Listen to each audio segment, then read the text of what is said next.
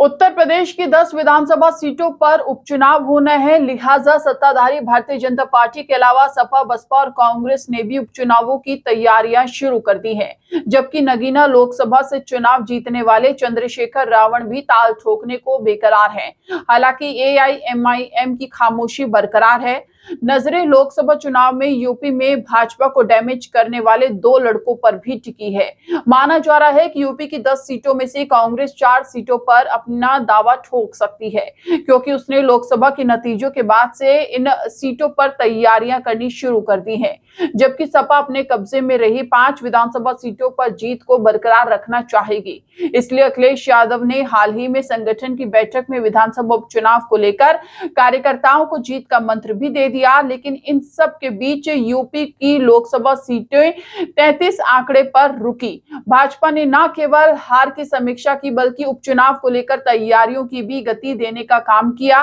दरअसल लोकसभा के नतीजों में दलित वोट बैंक खिसकने से भाजपा खेमे में बेचैनी बढ़ गई, जिसको लेकर भाजपा ने पार्टी के अनुसूचित वर्ग के नेताओं से बातचीत की। दरअसल पीएम मोदी और सीएम योगी के दलितों को लेकर तमाम काम करने के बाद भी उसका फायदा नहीं मिल पाया, जबकि विपक्ष ने संविधान और आरक्षण को लेकर एक नैरेटिव सेट कर दिया। अब उपचुनावों में उसकी काट करने के लिए सीएम योगी ने उपचुनावों में गठबंधन को साफ करने का गेम प्लान तैयार कर दिया है।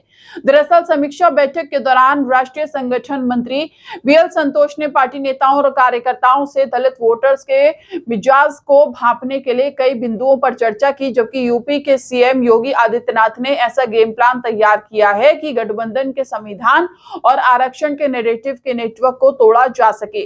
और इसके लिए भाजपा कार्यकर्ता और उनके बड़े नेता दलितों के घर पर दस्तक देंगे, उनके परेशानियों को जानेंगे, उनके मन में क्या है उसको समझेंगे और अनेकों मुद्दों पर चर्चा भी करेंगे। इसके साथ ही उनको केंद्र और प्रदेश सरकार द्वारा दलित वर्ग के लिए चलाई जा रही कल्याणकारी योजनाओं के बारे में जानकारी देंगे, ताकि यूपी की 10 सीटों पर होने वाले उपचुनावों में लोकसभा चुनाव के डैमेज को कंट्रोल किया जा सके।